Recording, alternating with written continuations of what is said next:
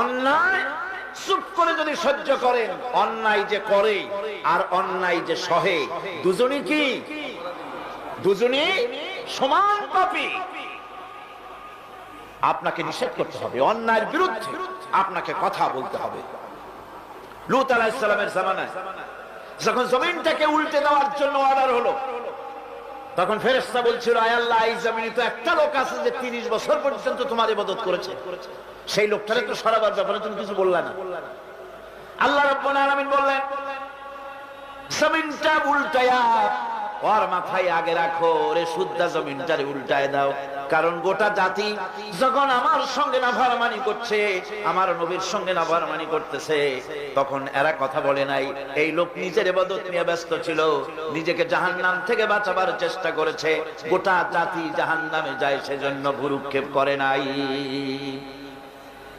হক কথা বলতেই হবে। হক যে বলবে না, হক থেকে যে চুপ থাকবে, সে হচ্ছে শয়তানুন আখরাস, বোবা শয়তান। রাসূলুল্লাহ হাদিসে বলেছেন, হক থেকে যে চুপ থাকে সেটা কি? শয়তান, বোবা শয়তান। এখন আপনাকে বিপদ মুসিবত থেকে বাঁচার জন্য হকের দাওয়াত দিতে হবে, তা না হলে আল্লাহ পাক ক্ষমা করবেন না। না হক যখন সমাজে চলতে থাকে, হকের আওয়াজকে, একজনকে হলেও হকের আওয়াজ বুলন্দ করতে হবে। কোরআনে কারিমে রব্বুল আলামিন বলেন, ওয়াত্তাকু ফিতনাতান লা তুসিবান্নাল্লাযীনা যালামু মিনকুম খাসসা। সতর্ক থাকো, বেঁচে থাকো ওই সব বিপদ থেকে, মুসিবত থেকে, যেই বিপদ শুধুমাত্র বিপদের কারণ যারা, ওদের জন্যই নাজিল হবে না, বরং যারা সহ্য করে তাদের উপরও বিপদ আসবে। যারা বিপদের কারণ, গুনাহের কারণ, শুধু ওরাই ধ্বংস হবে না, যারা সহ্য করবে তাদেরকেও আযাবের মধ্যে নিপতিত হতে হবে। একটা দৃষ্টান্ত দিলে বুঝবেন। আপনার বাড়ির সামনে ড্রেনের ভিতরে বিড়াল মরে পড়েছে, কুকুর মরে পড়েছে, আপনি নাকে রুমাল দিয়ে যান, বাড়িওয়ালা ভালাইতেছে না, আপনিও ভালাবার চেষ্টা করতেছেন না। এখন এইটা পচে গলে দুর্গন্ধ হয়ে পরিবেশ নষ্ট করে দেবে। তখন এই মরা কুকুরটার দুর্গন্ধে শুধু বাড়িওয়ালাই অসুস্থ হবে না আশেপাশের লোকেরা অসুস্থ হবে? বলেন আপনারা, সবাই অসুস্থ হয়ে পড়বে। সুতরাং বাড়িওয়ালা যদি না ফেলায়, আপনার দায়িত্বে আপনাকে ফেলতে হবে।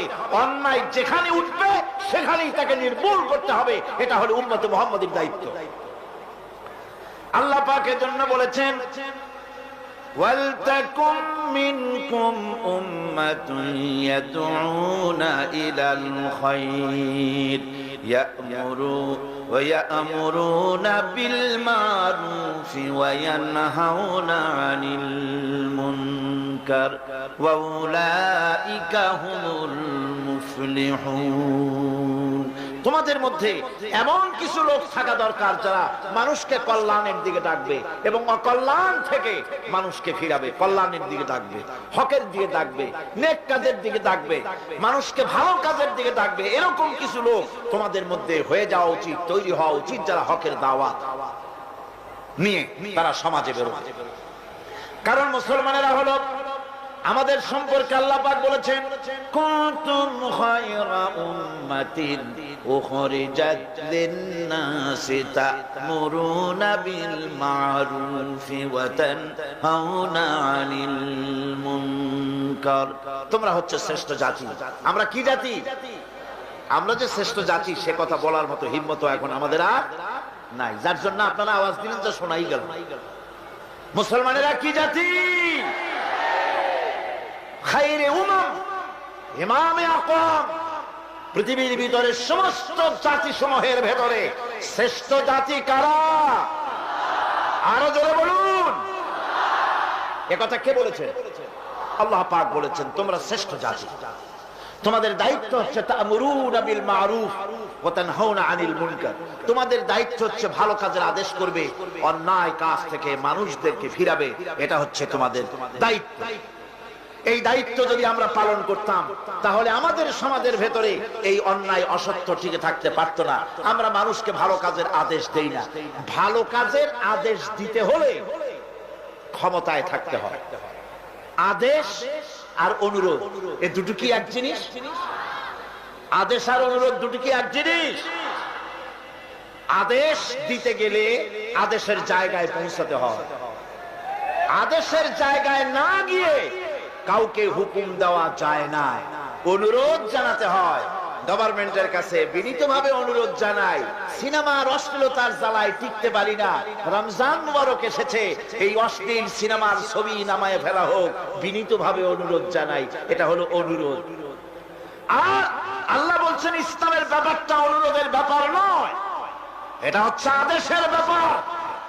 ক্ষমতায় এমন লোক পাঠাতে হবে যে রমজান মাস এলে বলে অর্ডার দেবে সিনেমার সমস্ত ছবি আর গান বন্ধ করে দাও। হোটেলের কোনো দরজা খোলা থাকতে পারবে না, কোন খাবারের দোকান মুসলমানদের খোলা থাকতে পারবে না। এটা হচ্ছে অর্ডারের কাজ। তা'মুরুনা বিল মারুফ, আমর, হুকুম, ওয়াদা। অনুরোধ করে হয় না, এটা আদেশ দেওয়ার মাকামে যেতে হয়। সেই আদেশের মাকামে আমরা কি যেতে পেরেছি? পারিনি। আমাদের অবস্থা হচ্ছে মোল্লার দৌড় মসজিদ পর্যন্ত। এই কথাটা যে কে শুনাইছে আল্লাহই জানে।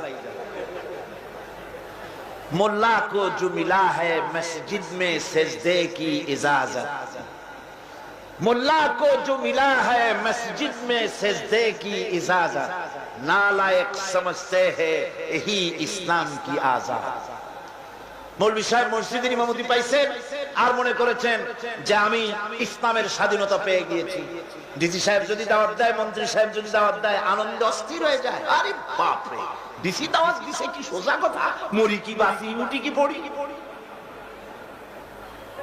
ওই জায়গা পার্লামেন্ট, সেক্রেটারিয়েট, বঙ্গভবন যেদিন কোরআনের দখলে আসবে, সেই দিন ওয়ালাদ দিয়ে অন্যায়কে বন্ধ করা সম্ভব হবে। আল্লাহ রাব্বুল আলামিন বলেন, ওয়ামান আহসানু কাওলান মিম্মান দাআ ইলাল্লাহি ওয়া আমিলা সালিহান ওয়া ক্বালা ইন্নানী মিনাল মুসলিমিন। ওয়ামান আহসানু কাওলান মিম্মান দাআ ইলাল্লাহ, ওর থেকে ভালো কথা আর কার হতে পারে? যে ব্যক্তি মানুষকে আল্লাহর দিকে ডাকে। সুবহানাল্লাহ বলেন, সুবহানাল্লাহ বলেন। আল্লাহর দিকে যে ডাকে সেই ওয়ামান দা ইলাইহি, হাদিস শরীফের ভিতরে আছে মান ক্বালা বিহি সাদাকা। কোরআন থেকে যে কথা বলে সে কি কথা বলে? সত্য কথা বলে। কোরআন থেকে যে কথা বলে সত্য কথা বলে। মান ক্বালা বিহি সাদাকা ওয়া মান আমিলা বিহি উজরা। আরে কোরআন থেকে যারা আমল করে আল্লাহ তাদেরকে পুরস্কৃত করে। ওয়া মান হাকামা বিহি আদালা, কোরআন থেকে যে বিচার করে সেই জাস্টিস, ইনসাফ কায়েম করে। ওয়া মান দা ইলাইহি হুদিয়া ইলা সিরাতিল মুস্তাকিম। আর যারা কোরআনের দিকে দাওয়াত দেয় তাদের দাওয়াতি সহজ সরল দাওয়াত। আওলাদে রাসূল আপনাদের সামনে কোরআনের দাওয়াত দিলেন, কোরআনের পক্ষে কাজ করুন, সবাই হাত উঁচু করে আপনারা সমর্থন দিয়েছেন। আমরাও অপেক্ষা করব এই সমর্থন আপনারা কতদিন বজায় রাখতে পারে। আল্লাহ যেন তৌফিক দেন। জোরে বলেন আমিন, আরো জোরে বলেন আমিন।